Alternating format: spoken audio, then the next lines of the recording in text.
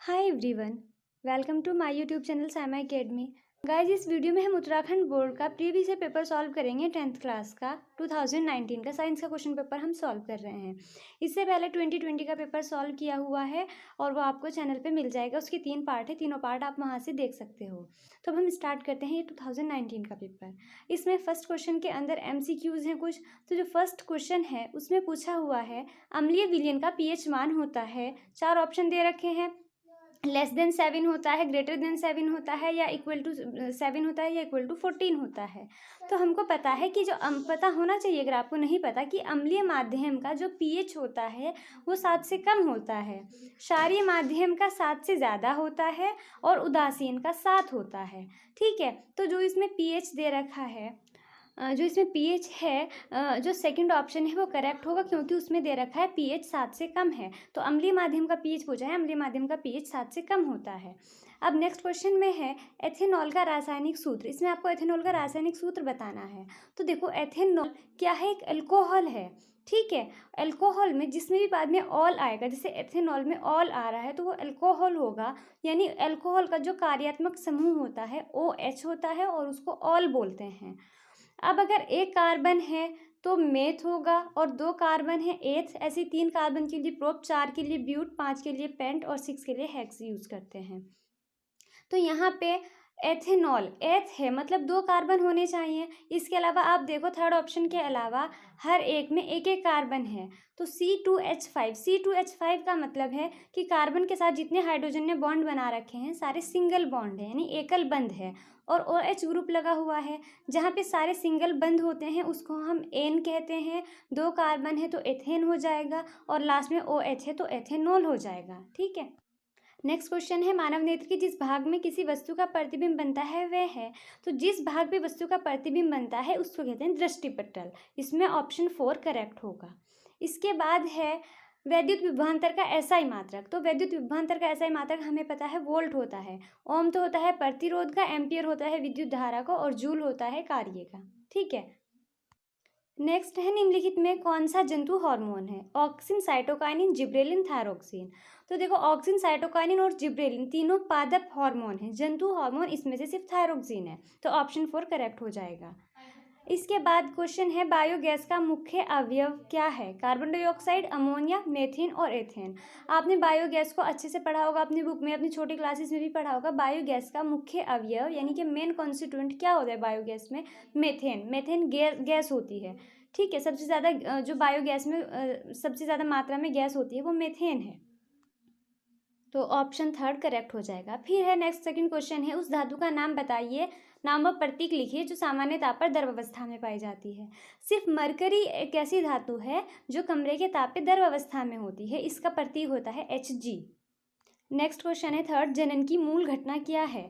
जनन की मूल घटना होती है DNA की प्रतिकृति बनना, मतलब DNA की कॉपी बनना ही जनन की मूल घटना है। ओके, ये थर्ड क्वेश्चन हो गया। इसके बाद फोर्थ क्वेश्चन है अवतल दर्पण के 2 उपयोग लिखिए। तो अवतल दर्पण का प्रयोग कहाँ होता है? टॉर्च, सर्च लाइट तथा वाहनों की हेडलाइट में प्रकाश का शक्तिशाली किरणपुंज प्राप्त करने में, चेहरे का बड़ा प्रतिबिंब देखने के लिए शेविंग दर्पण के रूप में। फिफ्थ क्वेश्चन है प्रत्यावर्ती धारा किसे कहते हैं?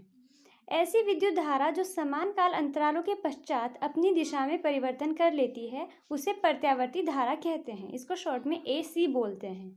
ठीक है, सिक्स्थ क्वेश्चन है इसके बाद नाभिकीय ऊर्जा के रूप में उपयोग होने वाले 2 तत्वों के नाम लिखिए। तो नाभिकीय ऊर्जा के रूप में 2 तत्व जो प्रयोग होते हैं यूरेनियम और थोरियम। प्लूटोनियम भी लिख सकते हैं, प्लूटोनियम भी नाभिकीय ऊर्जा में प्रयोग होने वाला ही तत्व है।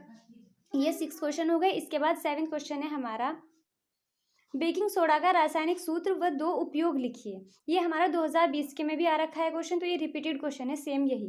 बेकिंग सोडा का रासायनिक सूत्र होता है NaHCO3, जिसको सोडियम हाइड्रोजन कार्बोनेट कहते हैं। इसका उपयोग होता है खाने को शीघ्रता से पकाने में, यानी जल्दी से पकाने में, रसोई घर में स्वादिष्ट खस्ता पकौड़े बनाने में, मतलब क्रिस्पी पकौड़े बनाने में, और अम्ल को उदासीन करने में। 8th क्वेश्चन में है कार्बनिक यौगिकों की नाम पद्धति के आधार पर निम्न यौगिकों का नामकरण कीजिए। फर्स्ट में जो के में दिया हुआ है 2 कार्बन है और सारे सिंगल बॉन्ड है। 2 कार्बन के लिए हम एथ यूज करते हैं, सिंगल बॉन्ड के लिए एन यूज करते हैं, तो एथेन हो गया। और OH है, OH के लिए यूज करते हैं ऑल, तो ये बन गया हमारा एथेनॉल। अब जो सेकंड है ख में, इसमें 2 कार्बन है और कार्बन हाइड्रोजन के जो बॉन्ड है वो सारे सिंगल बॉन्ड है। तो ये हमारा 2 कार्बन है तो एथ हो गया और सिंगल बॉन्ड है तो एथेन हो गया। अब जो इसमें फंक्शनल ग्रुप है, कार्यात्मक समूह, ये है CH डबल बॉन्ड O, यानी C डबल बॉन्ड O और एक है H। तो जो CHO होता है, ये होता है एल्डिहाइड का कार्यात्मक समूह और इसके लिए हम लगाते हैं अल, तो एथेन प्लस अल ये हो गया एथेनल। ठीक है, ये एथेनॉल है और ये एथेनल है। 9th क्वेश्चन है, अवुट ग्रंथि से स्रावित हार्मोन का नाम लिखिए, यानी थायराइड ग्रंथि से कौन सा हार्मोन स्रावित होता है। तो थायराइड ग्रंथि से स्रावित होने वाला हार्मोन है थायरोक्सिन। फिर इसमें ख में पूछा है, लार में पाए जाने वाले एंजाइम का नाम लिखिए। लार में 2 एंजाइम पाए जाते हैं, एक है टाइलिन, एक है लाइसोजाइम। उसके बाद 10th क्वेश्चन है, रक्तदाब क्या होता है, मतलब ब्लड प्रेशर क्या होता है। सामान्य परकुंचन दाब तथा अनुशीतलन दाब लगभग कितना होता है। तो इसका आंसर है, रुधिर वाहिकाओं की भित्ति के विरुद्ध जो दाब लगता है उसे रक्तदाब कहते हैं। मतलब जो ब्लड वेसल्स होती हैं उन पे जो प्रेशर लग रहा है उसी को ब्लड प्रेशर कहते हैं। ये दाब शिराओं की अपेक्षा धमनियों में बहुत अधिक होता है। धमनी के अंदर रुधिर का दाब नीले परकुंचन के दौरान परकुंचन दाब तथा अनुशीतलन के दौरान अनुशीतलन दाब कहलाता है। जो सामान्य परकुंचन दाब होता है वो लगभग होता है 120 mmHg तथा अनुशीतलन दाब होता है लगभग 80 mmHg। नेक्स्ट है 11th क्वेश्चन, अनैच्छिक क्रियाएं तथा प्रतिवर्ती क्रियाएं एक दूसरे से किस प्रकार भिन्न हैं। हमें इनमें अंतर बताना है। देखो, अनैच्छिक क्रियाएं वो होती हैं जिन पे हमारा कोई नियंत्रण नहीं होता। इनका नियंत्रण होता है मध्य तथा पश्चिम मस्तिष्क द्वारा होता है। इन क्रियाओं पर तंत्रिका तंत्र का दोहरा नियंत्रण होता है, जैसे रक्तदाब मतलब ब्लड प्रेशर, हृदय स्पंदन दर मतलब हार्ट बीट और श्वास दर। ये सब कैसी हैं, अनैच्छिक क्रियाएं हैं, इनको हम अपनी मर्जी से नहीं कर सकते। ठीक है, और प्रतिवर्ती क्रियाएं क्या होती हैं, इनका नियंत्रण मेरु रज्जु द्वारा होता है। क्रियाओं के संपन्न होने पर इनकी सूचना मस्तिष्क को प्रेषित कर दी जाती है, जैसे गर्म वस्तु पर हाथ पड़ने से हाथ का हटना, पलक झपकना, उबासी लेना, खांसना, छींकना, ये सब की सब क्या है, प्रतिवर्ती क्रियाएं हैं। और अनैच्छिक क्रियाएं ये हैं रक्तदाब, हृदय स्पंदन दर, श्वास दर आदि। 12th क्वेश्चन में हमारा एक न्यूमेरिकल है, 20 ओम प्रतिरोध की कोई विद्युत स्त्री 5 एम्पीयर विद्युत धारा लेती है, 30 सेकेंड में उत्पन्न ऊष्मा की गणना कीजिए। देखो, इसमें प्रतिरोध दे रखा है 20 ओम, विद्युत धारा दे रखी है 5 एम्पीयर, टाइम दे रखा है 30 सेकेंड, हमें ऊष्मा निकालनी है। तो ऊष्मा निकालने के लिए हमारे पास सूत्र होता है H = VIT। V है विभवांतर, I है विद्युत धारा और T है टाइम। पर यहाँ पे हमें विभवांतर तो दे नहीं रखा, पर हमें पता है कि जो विभवांतर होता है वो होता है I × R, मतलब विद्युत धारा इंटू प्रतिरोध। तो हमें यहाँ पे H = VIT में V की जगह IR रखेंगे। जब V की जगह IR रखा और एक I उसमें पहले से है तो ये I² RT हो जाएगा। I क्या है, विद्युत धारा है 5 एम्पियर, 5 का स्क्वायर करोगे, उसके बाद प्रतिरोध R है 20 ओम, टाइम है 30 सेकेंड, इन सब की मल्टीप्लाई करोगे, 5 का स्क्वायर होगा 25 और 20 और 30 की मल्टीप्लाई करोगे तो 600 आएगा। जब 25 की 600 के साथ मल्टीप्लाई करोगे तो आएगा 15,000 और ऊष्मा का मात्रक भी जूल होता है। 13th क्वेश्चन है, दो चुंबकीय क्षेत्र रेखाएं एक दूसरे को प्रतिच्छेद क्यों नहीं करती हैं। इसका आंसर है, चुंबकीय बल रेखाएं एक दूसरे को कभी प्रतिच्छेद नहीं करती क्योंकि एक बिंदु पर चुंबकीय क्षेत्र की 2 दिशाएं संभव नहीं है। ठीक है, इसलिए वो प्रतिच्छेद नहीं करती। इसके सेकंड पार्ट में पूछ रखा है ओम का नियम। तो ओम का नियम क्या है कि यदि किसी चालक की भौतिक अवस्थाएं जैसे कि चालक का पदार्थ और ताप ये अपरिवर्तित रहें तो चालक में बहने वाली धारा चालक के सिरों के विभवांतर के अनुक्रमानुपाती होती है, यानी कि I समानुपाती होता है या अनुक्रमानुपाती होता है V के, या V/I किसके बराबर होता है, एक नियतांक के। यही ओम का नियम है। इसके बाद 14th क्वेश्चन है, मानव नेत्र की सामान्य दृष्टि के लिए दूर बिंदु तथा निकट बिंदु नेत्र से कितनी दूरी पर होते हैं। तो दूर बिंदु तो अनंत पर होता है और निकट बिंदु नेत्र से 25 सेंटीमीटर की दूरी पर होता है। ओके, इसके सेकंड पार्ट में पूछा हुआ है 2.5 डायोप्टर क्षमता वाले लेंस की फोकस दूरी ज्ञात कीजिए। तो देखो, इसमें क्षमता दी हुई है, यानी क्षमता को हम P से डिनोट करते हैं। 2.5 डायोप्टर फोकस दूरी निकालनी है। फोकस दूरी बराबर होती है 1/P के, मतलब 1/ लेंस की क्षमता। लेंस की क्षमता है 2.5, तो हम लिखेंगे F = 1/2.5। यहाँ से ये हो जाएगा 10/25, क्योंकि पॉइंट हटा के वहाँ पे 1 के साथ एक 0 आ जाएगी। आप 25 से 10 को डिवाइड करोगे तो 0.4 आएगा, मतलब लेंस की फोकस दूरी है 0.4 मीटर। 15th क्वेश्चन में है, नाभिकीय विखंडन से आप क्या समझते हैं, उदाहरण देकर समझाइए। नाभिकीय विखंडन होता है जब किसी भारी नाभिक पर न्यूट्रॉनों की बमबारी की जाती है तो यह लगभग 2 बराबर भागों में टूट जाता है और इसके साथ ही बहुत अधिक ऊर्जा मुक्त होती है। इस प्रकार भारी नाभिकों के टूटने की प्रक्रिया को नाभिकीय विखंडन कहते हैं।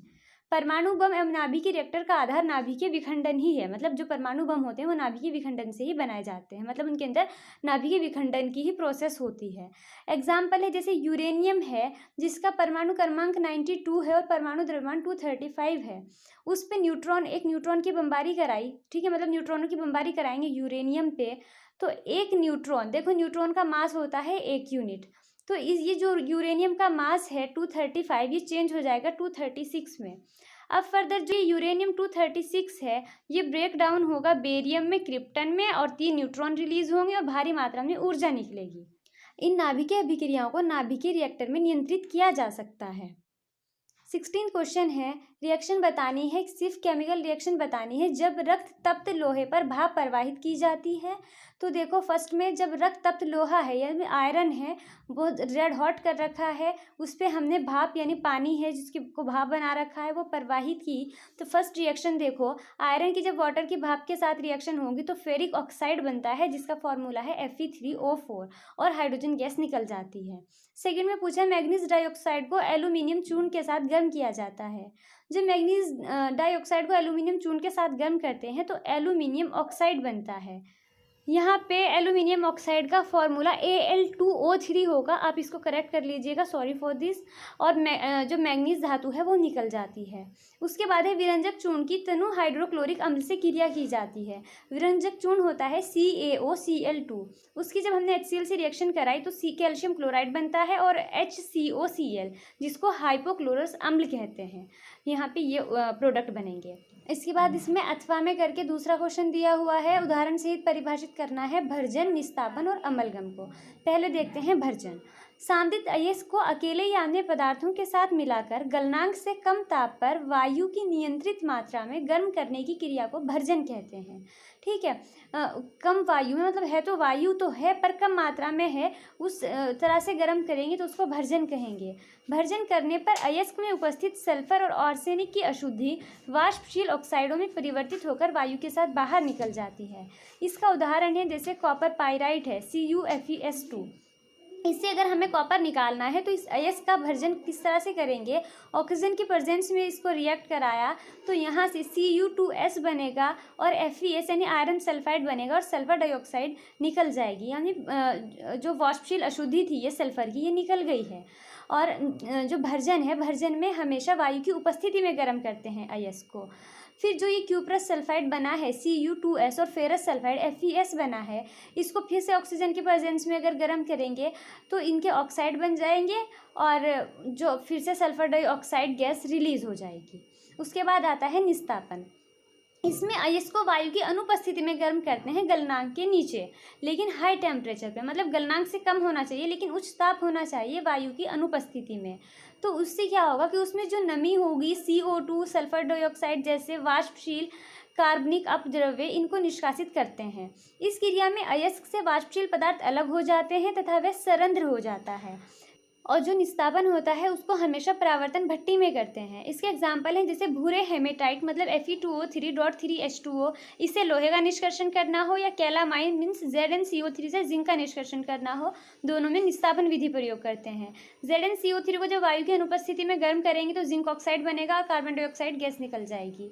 ऐसे ही हेमेटाइट को जब हीट करेंगे वायु की अनुपस्थिति में तो Fe2O3 यानी आयरन ऑक्साइड अलग हो जाएगा और जो वाष्प है यानी कि 3H2O 3 वाटर के मॉलिक्यूल वाष्प के रूप में बाहर निकल जाएंगे।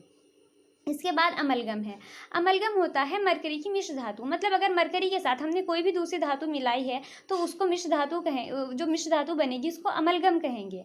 महीन पिसे हुए अयस्क को मरकरी के संपर्क में लाने पर उसमें उपस्थित धातु मरकरी से क्रिया करके धातु अमलगम बनाती है। जब अमलगम का आसवन करते हैं तो हमें मुक्त धातु मिल जाती है, मतलब आपने अयस्क को मरकरी के साथ मिलाया तो अमलगम बन गया। अब अमलगम का आसवन करेंगे तो मरकरी की वाष्प अलग हो जाएगी और जो धातु है वो अलग हो जाएगी। उसके बाद 17 क्वेश्चन है, उसका फर्स्ट पार्ट है आधुनिक आवर्त सारणी के प्रथम आवर्त में उपस्थित तत्वों के नाम लिखिए।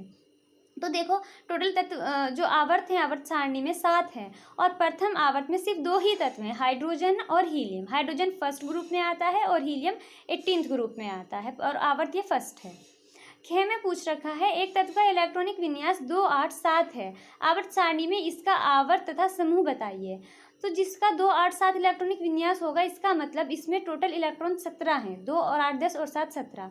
टोटल इलेक्ट्रॉन 17 होने का मतलब इसका परमाणु क्रमांक 17 है, और परमाणु क्रमांक 17 किसका होता है? क्लोरीन का। और आपको पता होना चाहिए कि क्लोरीन तीसरे आवर्त में आता है और 17वें समूह में आता है। ठीक है, आप 10th क्लास के स्टूडेंट हो, आपसे ये अपेक्षा की जाती है कि आपको परमाणु क्रमांक 30 तक के सारे तत्व का पता होना चाहिए, कौन किस ग्रुप में आता है और किस आवर्त में आता है।